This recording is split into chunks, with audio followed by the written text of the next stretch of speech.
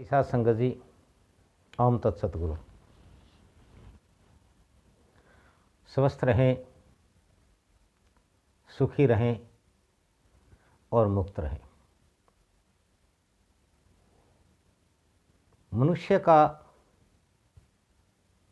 पूरा जीवन एक सुख नामक शब्द की प्राप्ति में व्यतीत हो जाता है। एक शब्द सुख, सुख की चाह में मनुष्य जीवन भर जद्दोजहद करता है। सुख है या नहीं, मनुष्य के लिए यह निश्चित नहीं है। कुछ वस्तुएं, कुछ साधनों को मनुष्य ने ये मान लिया कि यदि ये प्राप्त हो जाएं तो उसे सुख प्राप्त होगा, सुख मिलेगा। और उन साधनों की, उन वस्तुओं की प्राप्ति के लिए, उनको पाने के लिए मनुष्य जीवन भर क्रियाकलाप जद्दोजहद करता है। कुछ लोग उन वस्तुओं को, उन साधनों को प्राप्त कर लेते हैं, परंतु उनके प्राप्त करने के बाद भी मनुष्य को ये नहीं लगता कि उसे सुख मिल गया है। तब तक उसकी धारणा बदल चुकी होती है, बढ़ चुकी होती है। मनुष्य का सुख मृग की तृष्णा के भांति है। जिस प्रकार से एक मृग जब उसकी नाभि में स्थित कस्तूरी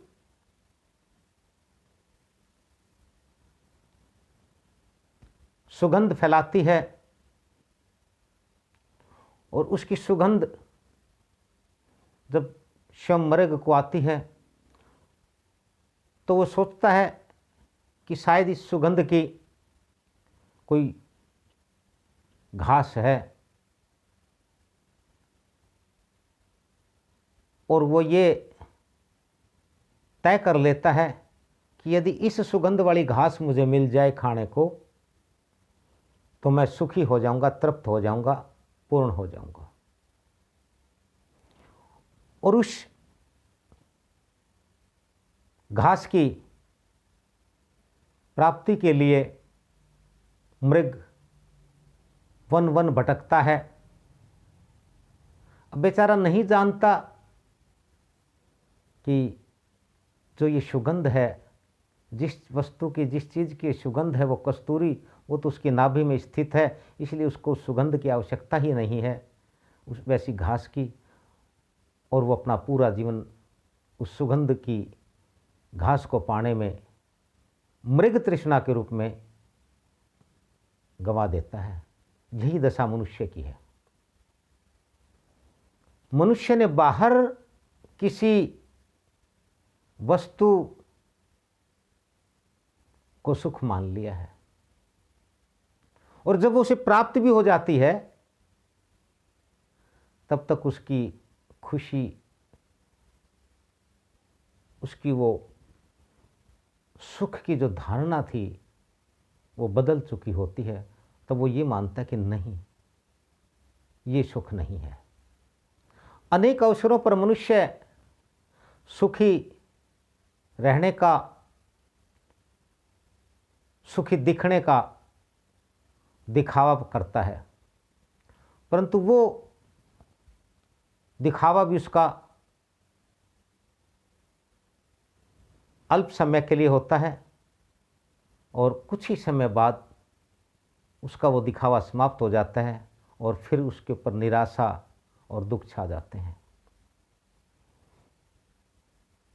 ये मनुष्य का जीवन है। अब सुख है या नहीं, ये सबसे महत्वपूर्ण और विचारणीय मुद्दा है मनुष्य के लिए। मृग विचार नहीं कर सकता, क्योंकि मृग के पास ये शक्ति नहीं है, उसको परमात्मा के द्वारा ये अधिकार प्रदत्त नहीं है। परंतु मनुष्य को यह अधिकार है कि वो अपनी बुद्धि, अपने विवेक, अपने संयम से सोच सकता है, ये निर्णय ले सकता है क्या सत्य है और क्या असत्य है। परंतु मनुष्य अपनी बुद्धि का, अपने विवेक का प्रयोग नहीं करता, इसीलिए वो मृग तृष्णा की भांति कुछ शब्दों को अपनी प्रबल धारणा मानकर, प्रबल धारणा बनाकर उनकी प्राप्ति के लिए जीवन भर जद्दोजहद करता है और अंततः उसे कुछ नहीं प्राप्त होता। हमारे ऋषि मुनियों ने बताया कि सुख है, सुख स्थायी है। उन्होंने कहा कि सत्य अटल है। इसी प्रकार से सुख अटल है, स्थायी है, और दुख और असत्य अटल नहीं है, स्थायी नहीं है। लेकिन मनुष्य का दुर्भाग्य है ये कि मनुष्य दुखों के और असत्य के इस संसार में जीता है। मनुष्य हमेशा नाशवान, क्षणभंगुर वस्तुओं की ओर दौड़ता है, जबकि मनुष्य के भीतर स्थित आत्मा अजर है, अमर है, अविनाशी है। परंतु ये अरबों खरबों वर्षों से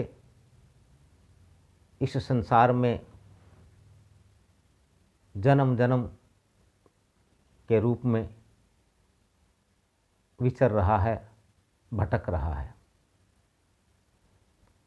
केवल मनुष्य का जन्म ही एक ऐसा जन्म है, एक ऐसी योनि है मनुष्य की, जिसमें मनुष्य पूर्ण सत्य को,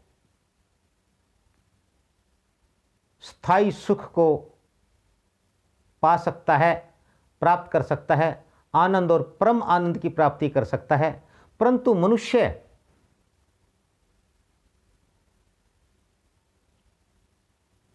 इस ओर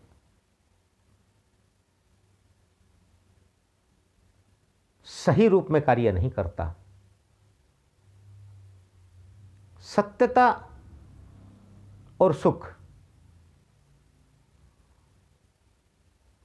अपने स्थान पर निश्चित है, परंतु इनको पाने का एक ही जरिया है, और वो जरिया है सत्संग, वो जरिया है सतगुरु। सत्संग के बिना सतगुरु और सतगुरु के बिना सत्संग प्राप्त नहीं हो सकते। एक ही सिक्के के दो पहलू हैं। सत्संग में जाइए तो आपको सतगुरु की प्राप्ति होगी, और सतगुरु के पास चले जाएंगे तो आपको सत्संग प्राप्त हो जाएगा, जीवन संवर जाएगा, स्थायी सुख प्राप्त होगा, मनुष्य की भटकना समाप्त हो जाएगी। यही मनुष्य के जीवन का अटल अंतिम सत्य है।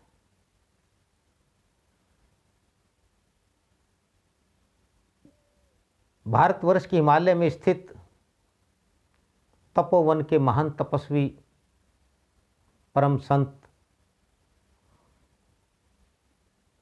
पूर्ण प्राप्ति करने वाले अपने समस्त तत्वों का संतुलन करने वाले, अपनी प्रकृति को सम करने वाले, स्वयं को आत्मा को और परमात्मा को जानने वाले सतगुरु सरदानंद जी महाराज, उनके द्वारा प्राप्त आशीर्वाद और बख्शिश से स्थापित सतगुरु सरदानंद सत्संग के द्वार सुख शांति है अपार। और सतगुरु सरदानंद सत्संग मानव समेत समूचे प्राणी जगत के सुख के लिए, सत्यता के लिए और जीव के जीवन के उद्देश्य की पूर्ण प्राप्ति के लिए लगातार प्रयासरत है, कार्यरत है।